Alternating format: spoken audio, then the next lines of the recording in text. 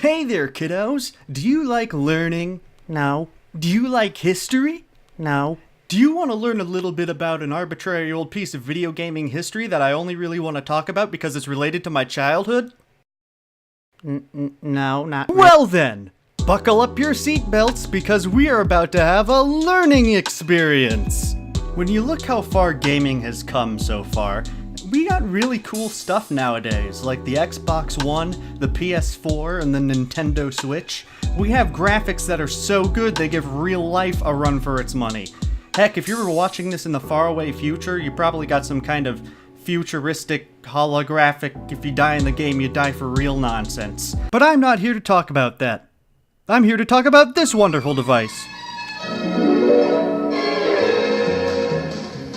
In 1996, Nintendo released the Nintendo 64, a system that would let players play some of the first games that had actual 3D shapes and polygons.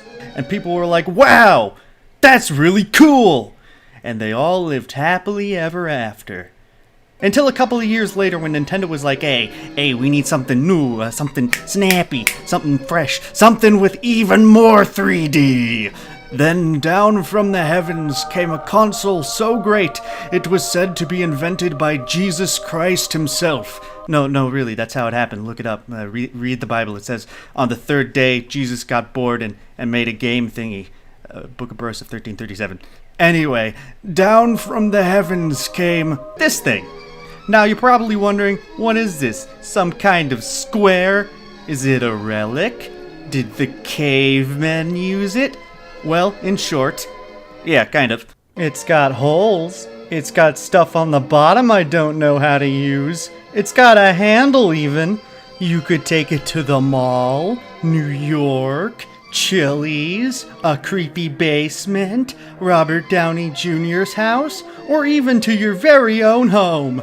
Now let's say you want to own such a legendary device. How do you use it? Once you have a GameCube, the first thing you'll need is a power cord. Grab your GameCube and turn it around, and then once you've got that done, spend the next 2 hours trying to untangle some wires. Once you've got that done, the next thing you need to do is plug it, just plug it in, dude. Come on. There you go, I knew you could do it, just like a pro. Then take the other part of the power cord and plug it in somewhere. Then you need to get one of those special HDMI cables, right? Wrong! Instead, we're using one of these babies. Ah, look at those pretty colors. But honestly, if you have any idea what any of these things do, you're not doing it right. Find the other end of that sucker and plug that baby in. Seriously? There you go, perfect. Then take these fancy colored cables and plug them into your TV somehow. Now we're ready to play, right? Nope, you need your controller, stupid! Now get to unraveling. Unravel that baby like it's 2001 and you just opened your GameCube up for Christmas. So you got it in a Christmas present. Open the present and unravel the controller. Now we can choose to plug it in from one of these wonderful gaming ports. That's player 1, player 2, player 3, and player 4. We have no friends though, so it's just player 1. Now we're ready to play, right? No, you idiot, we need a game to play first! Nowadays, if you give a disc to a gaming console, it'll just slurp it up like Grandma's famous tomato soup. But back in the day, back in the day, we had to put our discs in manually. Come on!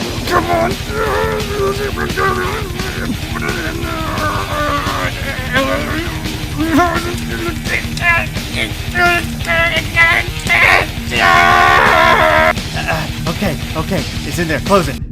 Oh, thank God. Oh, that was a nightmare. Also, be sure to plug in a memory card. That way we're able to save our game. And that's, kind of the whole point here. Now, all you gotta do is press the power button and watch the magic happen.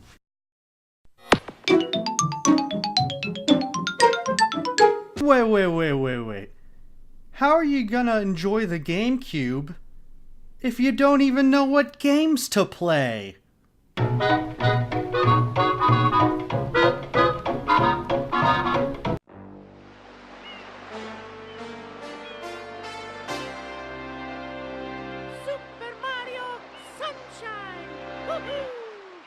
Ah, I love this game. You know, some people hate this game, but I just love it.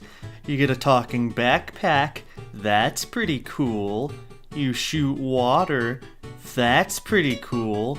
You collect these things. That's pretty cool. Honestly, though, the best part about this game is the places you get to explore.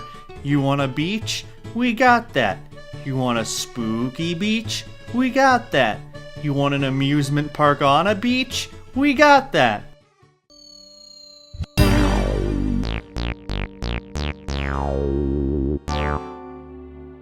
We all know that there are a lot of Mario games out there, but why not give Luigi his own game? Well, buckle up your britches, cause this game is spooky. Oh yes, very spooky. In Luigi's Mansion, your job is to defeat ghosts with a fancy vacuum cleaner and save Mario from the head honcho ghost. His name is King Boo, which is by far the least creative name I've ever heard for a ghost. You might as well have named him Captain Evil or something. Also, you get money. Lots and lots and lots of money.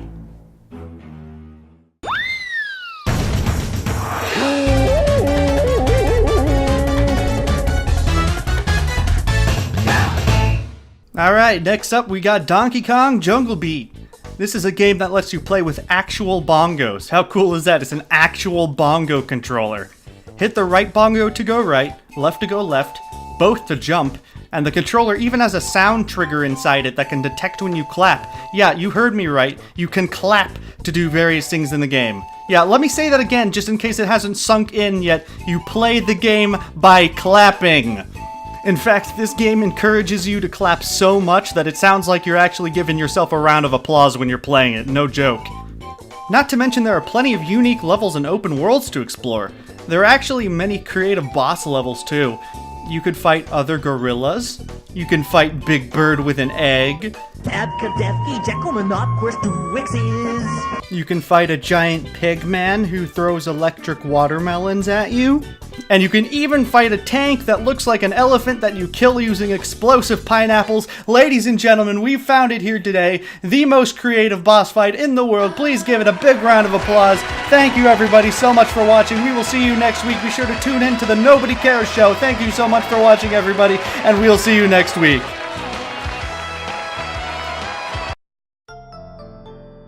Pikmin 1 and 2 are both amazing games, and I would even go as far as to recommend playing all the Pikmin games, which is saying a lot because I don't usually suggest an entire series, but the Pikmin games are so awesome, it's hard not to go into massive detail as to why I love these games so much.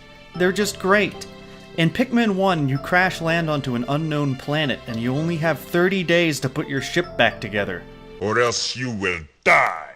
Only problem is, your ship parts are scattered all across the planet, and there are multiple hostile creatures that basically want you for their next meal. How do you survive? With Pikmin, of course! Pikmin are basically tiny creatures that rely on strength in numbers. Get enough Pikmin and you can take down any foe. Also, there are different colored Pikmin that can do different tasks. Red Pikmin are fire resistant, blue Pikmin can breathe underwater, and yellow Pikmin can survive electric shocks. But in the second game, everyone's just like, We've got to have money. And so they go back to the planet and extort the planet for its treasures and resources. It's pretty unethical, but I'd be lying if I said it wasn't fun. Chibi Robo is a fantastic little gem that just holds a very special place in my heart. I could go on and on about why this game is the best, but I have to make a whole nother video if I want to express everything I truly feel about this game. In Chibi Robo, your goal is to be a small service robot for a small family in a middle-class suburbia, doing things like cooking, cleaning, and other small general chores. Sounds boring, you say? Well, let me beg to differ. This game has cooking, it has cleaning, it has shooting, it has costumes, it has mug, it has eggplant, it has a creepy basement, it has garbage, it has this guy, it has themes of divorce, it has... Wait a second. Themes of divorce? In a kid's game? It has helicopter.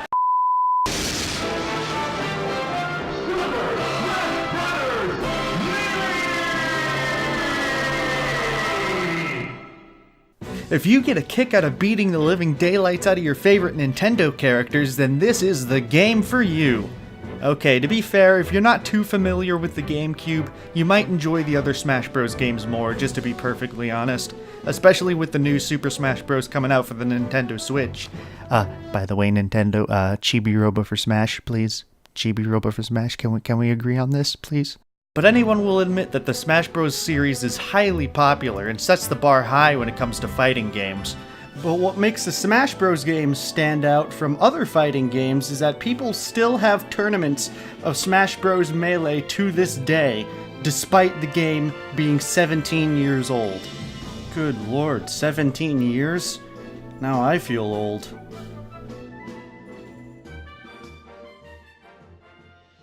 How could I get away with talking about Nintendo games and not even bring up a Legend of Zelda game?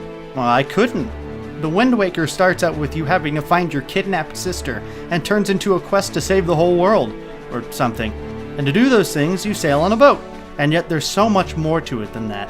There are giant caves, dungeons, and islands to explore, and the world is so expansive that you'll be hard-pressed to search each and every inch of it. But that being said, each and every inch will give you a brand new adventure.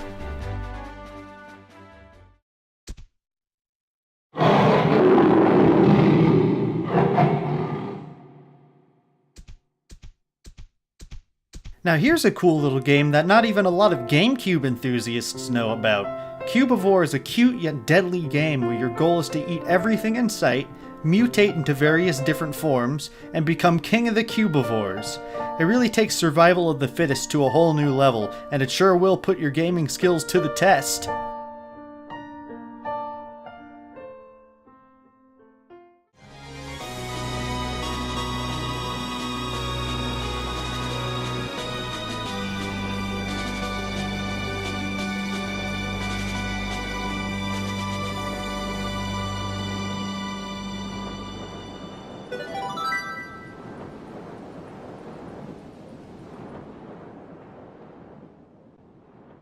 This next game is another one of those titles that hits me right in the childhood.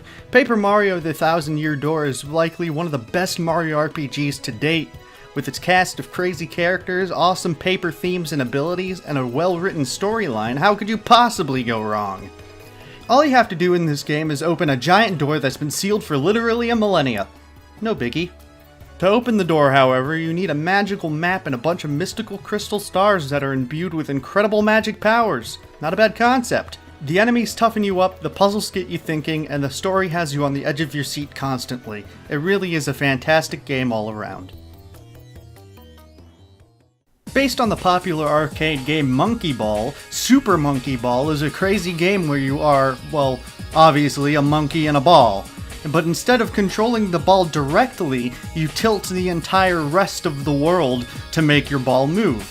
It's a real hit-or-miss idea, but it's pulled off so well that it holds up even to this day. Not to mention the wacky and fun game modes really give this title a sense of diversity. If you want some good old-fashioned Mario sports games, then you're in luck. There's Mario Superstar Baseball, Mario Power Tennis, Super Mario Strikers, and even Mario Golf.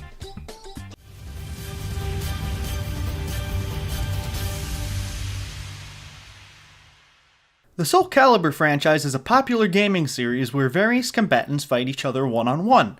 With fiery combos and deadly attacks, anyone can go from being a rookie to a pro. Well, with enough practice, of course. Also, you can play as Link. And who doesn't want that? Come on.